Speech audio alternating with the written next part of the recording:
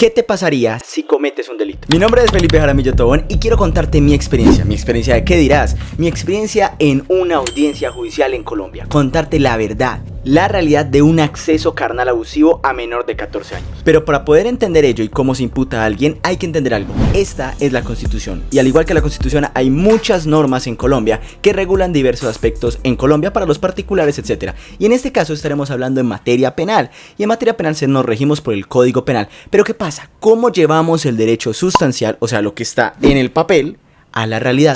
Bueno, ahí es donde entra algo llamado el proceso, derecho procesal. En el caso de el penal es el Código de Procedimiento Penal y también el Código General del Proceso, que nos dice y nos determina cómo materializar actos que están simplemente en papel en la realidad. Entonces, el debido proceso no es más que el derecho a que tú seas oído ante cualquier situación que te ocurra, y está consagrado en el artículo 29 de nuestra Constitución Política, que lo puedes examinar acá en la descripción, junto con un prompt de IA que te va a aclarar cualquier duda que tengas al respecto en este video. Ahora bien, el debido proceso se activa cuando hay una notificación formal. ¿De qué tipo? De investigación o de demanda. De demanda para casos civiles y en general casi todo, pero para el que nos compete, que es en este caso para delitos penales, con la investigación por un delito. Y aquí es donde entran a jugar dos factores muy importantes: la jurisdicción y la competencia, porque en Colombia no te pueden juzgar o actuar en sí en el debido proceso si no hay jurisdicción y competencia por parte de un juez en el debido proceso. Y para que lo entiendas mejor, la jurisdicción es como la cajita que se va a encargar de investigarte. Va a ser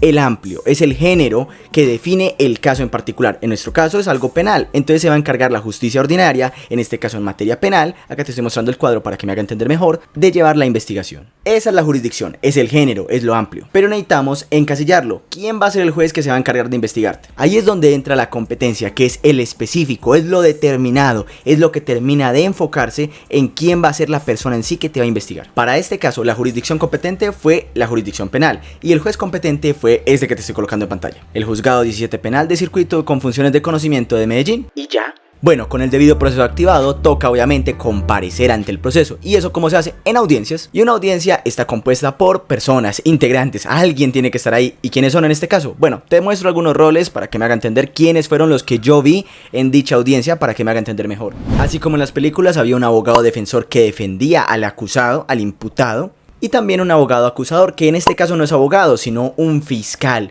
En este caso es la fiscalía la que está investigando al acusado en este caso, para ver si cometió los delitos. Y esta fiscal va a pretender precisamente que los delitos de los que se le acusan son ciertos, y por tanto, señor juez, condénelo a tanto. Pero también hay que tener en cuenta algo: la víctima. Y es ahí donde entra el representante de víctimas, que es la persona encargada de representar a la víctima en el proceso, porque recordemos que es un menor. Adicional a ello, había un testigo que iba a testificar, contar su versión de los hechos, un procurador, que es el que se encarga de verificar que todo lo que está llevando del proceso esté efectivamente acorde y no esté vulnerando algún derecho, y el juez, que en este caso fue una jueza. Dentro de la audiencia se empezó a escuchar al primer testigo, que llamó la defensa, y la fiscalía lo estaba contrainterrogando. En cierto momento la fiscal formuló una pregunta conducente, o sea, que lleva a la conclusión de un hecho. ¿Cierto que el cielo es azul? Eso es conducente, que lleva a la conclusión ya de por sí. En ese momento el defensor intervino y hizo una excepción. A diferencia de otras materias, en derecho penal no hay excepciones de mérito, sino de defensa. Y eso fue lo que hizo. Dijo que efectivamente la pregunta estaba siendo concluyente. ¿Y por qué es importante decir eso? Porque esto es de carácter sumamente importante para el juez para decidir el problema jurídico, que en este caso sería si el acusado es culpable o no. En conclusión, hay 5 momentos que me llamaron sumamente la atención en la audiencia. Te los dejo por acá por escrito. Pero principalmente fue la celeridad del proceso. A diferencia de lo que muchos pueden pensar, la justicia colombiana en la audiencia que yo vi fue muy eficaz. En sí, es sumamente importante que tú como ciudadano conozcas tus derechos y, claro, el debido proceso, porque es lo que centra, es la columna vertebral